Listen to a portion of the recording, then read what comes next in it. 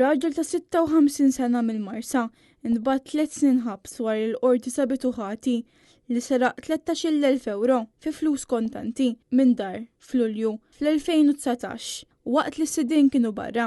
Il-mara sabet il-bib miftuħ bil-forza u d-dar f'diżordni.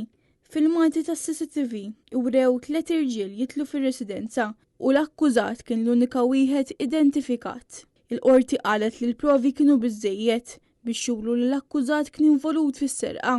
Il-maġistrat irrimarka li anka jekk il-flus kienu miżmuma illegalment, dan ma jagħti dritt lil ħadd biex jisraqhom.